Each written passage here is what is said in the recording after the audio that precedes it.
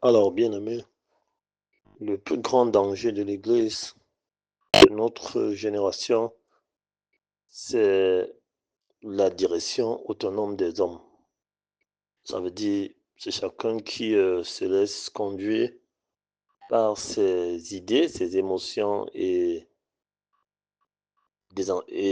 aussi par le système de mentorat. Ça signifie qu'il y a un homme qui crée une église, un apôtre, et il forme des assistants pasteurs et des évangélistes.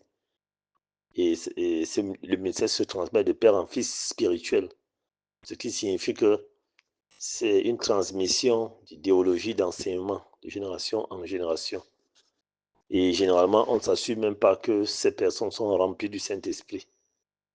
Donc, dès que tu finis ta formation et que ton mentor estime que tu es prêt, il te consacre, il te lance dans le ministère. Et c'est ça l'erreur. Ce qui signifie que ces personnes font trop d'efforts humains. Il y a trop de spectacles, trop d'émotions, ce qui n'a rien à voir avec le Saint-Esprit. Et lorsque nous lisons bien la Bible, vous constaterez que les 12 apôtres qui ont marché avec Christ pendant 3 ans, ils avaient été formés. Christ était leur mentor aussi. Ils avaient le maître des maîtres, Christ. Mais après que Christ soit parti, personne ne s'est lancé dans l'œuvre, hein, dans le ministère. Christ leur a dit d'attendre d'être revêtu de la puissance d'en haut avant de commencer quoi que ce soit. Parce que pour nous dire la vérité, c'est l'onction qui nous capacite, qui nous donne la capacité d'exercer un ministère. Dieu, quand il choisit quelqu'un, il équipe pour le ministère auquel il a envoyé. Chaque ministère a un équipement bien précis. Tu ne peux pas être évangéliste, tu prêches des gens, il n'y a pas de signes et prodiges qui t'accompagnent. Bon, parce que Paul dit, ce n'est pas par un discours persuasif que je suis venu vers vous, mais ce n'est pas la démonstration de la puissance. Ah oui, les gens veulent voir Dieu guérir, ressusciter les morts. Donc, en réalité, ce sont des œuvres qui accompagnent ceux qui auront cru. C'est ce que la Bible dit. Donc, généralement, ces personnes n'ont pas de signes de produits. Ceux même qui en ont, vous allez voir que c'est parfois des puissances occultes. Bon, et nous savons aussi que Dieu revêt de son onction ceux qu'il a choisis. Généralement, la plupart des églises, ce n'est pas le Saint-Esprit qui agit. C'est souvent des esprits familiers ou bien juste du spectacle, hein, et du folklore. Vous voyez que les apôtres, après qu'ils aient été revêtus du Saint-Esprit le jour de la Pentecôte, ils ont commencé le ministère. C'est vrai qu'il y a dans ça les, les, les, les, les faux miracles et autres. Mais dans tout état de cause, le principe est là. Les signes doivent accompagner ceux qui auront cru. Maintenant, il y a également les signes qui permettent de distinguer les faux et les vrais. Christ l'a dit, vous les reconnaîtrez à leurs œuvres. Regardez la vie qu'ils mènent, les scandales qu'il y a autour de leur vie et ce qu'ils prêchent. C'est là où on peut reconnaître les vrais et les faux. Parce que la Bible dit qu'on les reconnaîtra à leurs fruits. Ça, c'est un autre débat. Mais moi, je dis la règle, en principe. Quelqu'un doit être rempli du Saint-Esprit. Et la seule façon de savoir qu'il est rempli du Saint-Esprit, c'est l'onction qu'il a. Et cette onction ne se traduit pas seulement avec des signes et des prodiges, mais il faut également ça, avec de la puissance pour son ministère. Mais il faudrait que les fruits dans sa vie, il faudrait qu'il manifeste les fruits de l'Esprit Saint qui sont, que la Bible nous dit dans Galates 5. Il faut qu'il manifeste ça, il faut que sa vie soit en ordre, il faut qu'il vive ce qu'il prêche. Ça, c'est encore un autre aspect des choses. Et moi, je dis, la règle est là. La plupart des personnes commencent le ministère sans être remplis du Saint-Esprit. Vous voyez, d'autres même force. Ça veut dire, ils apprennent à parler en langue. Et ils font du sensationnel. Ils imitent, ça dit, ce sont des imitateurs carrément de leur mentor. Et c'est vraiment lamentable.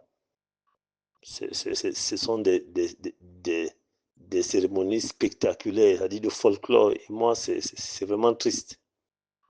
Le Saint-Esprit ne se déploie plus dans l'église. L'homme a créé des programmes. Ça veut dire le matin, après le témoignage, on adore, on s'assoit, on prêche le message. Donc, on programme le Saint-Esprit. C'est plus comme à l'époque au temps des apôtres. Paul disait que lorsque vous vous réunissez, si quelqu'un a un enseignement, une révélation, une langue, Vraiment, c'est le Saint-Esprit qui guidait l'Assemblée.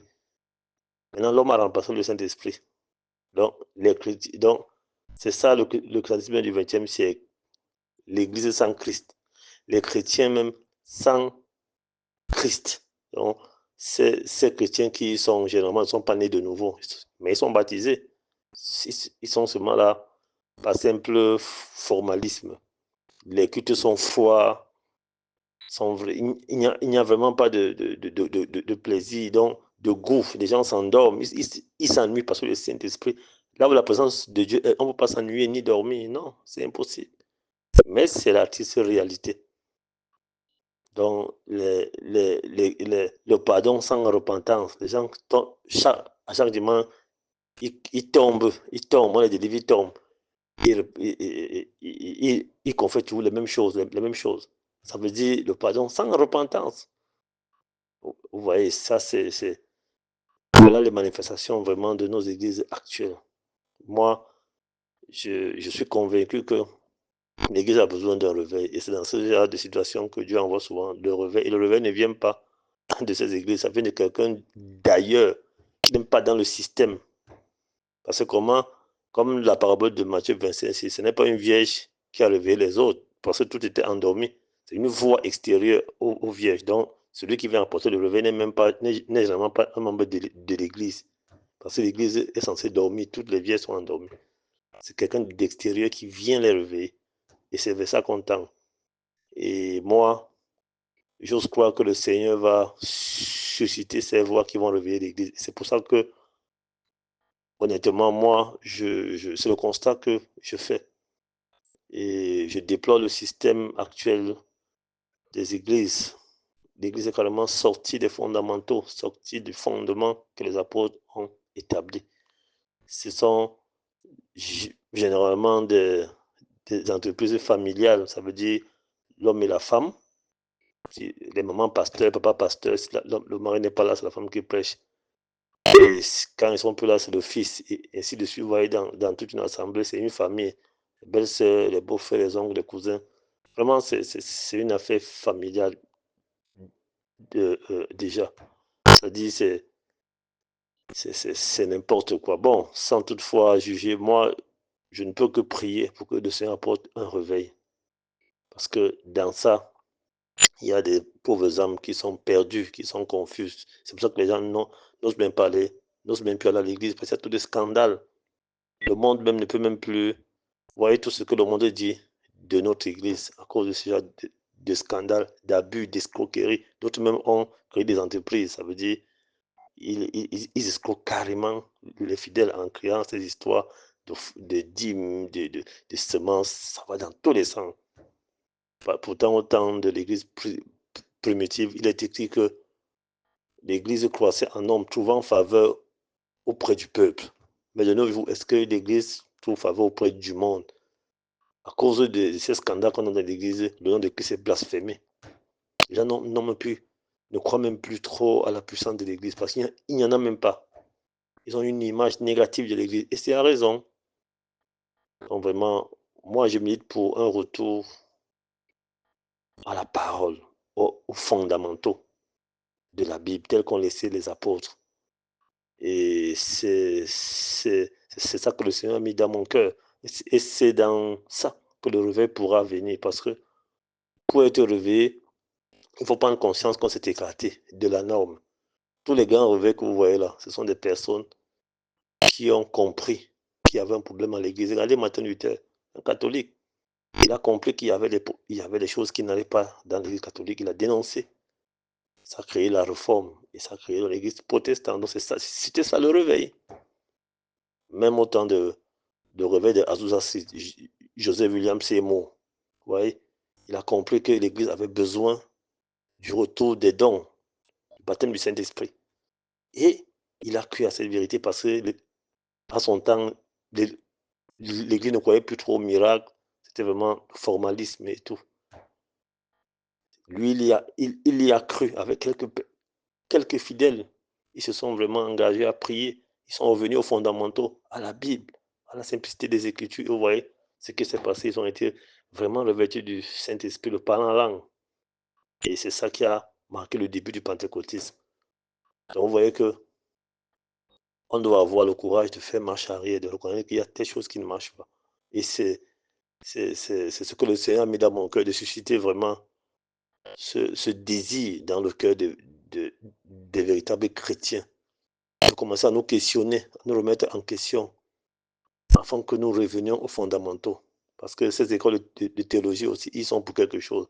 Parce que les doctrines qu'on y prêche chaque année, chaque génération, chaque année, les mêmes erreurs ne font que se reproduire, les mêmes pratiques, et ça ne fait que se transmettre. Le mentor s'est égaré. Il suffit seulement que le mentor, le père spirituel s'égare. Allez, tous ses fils, ils vont dupliquer la même erreur et ça va aller dans tous les sens.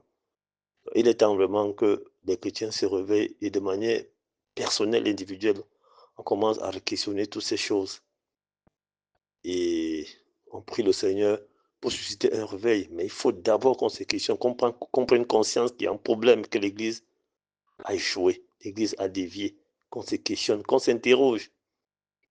Ça, c'est tout le monde. Ce n'est pas seulement moi, mais les pasteurs. Moi j'en appelle à tous les chrétiens de toutes les obédiences et les dénominations. Humilions-nous. Vous voyez qu'il a fallu que Israël, au temps d'Esdras, Néhémie, ils s'humilient, ils constatent que non, ils avaient dévié, ça veut dire ils s'étaient détournés de la loi de leur Dieu. Ils n'avaient pas respecté les commandements de Dieu. Vous voyez même que Daniel s'est humilié. Il a demandé pardon pour les péchés de, de, de, de ses pères. Même Esdras a fait la même chose. Les Juifs sont rassemblés. Ils ont renvoyé leurs femmes étrangères. Ils sont sanctifiés. Ils ont demandé pardon. Ils ont jeûné un jour. Vous voyez, c'est dans ces conditions que le Seigneur a permis qu'ils rentrent chez eux pour bâtir le temple. Vous voyez donc que le plus important, c'est reconnaître nos erreurs, revenir en arrière, demander pardon. Et le Seigneur est fidèle. Il va se manifester et on repartira sous de nouvelles bases. Mais si nous continuons comme ça, avec les mêmes erreurs, les mêmes comportements, les mêmes mentalités, avec le même système, je ne pense pas que nous irons loin.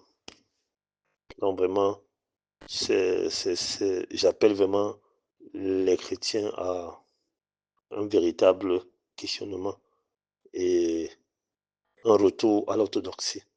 Et c'est dans ces conditions que le Seigneur pourra apporter le réveil, qui pourra vraiment nous ramener à la vérité et, et remettre l'Église à sa place, à sa position normale qu'elle avait dans ce monde. Donc, merci pour votre attention. Soyez bénis, mes frères.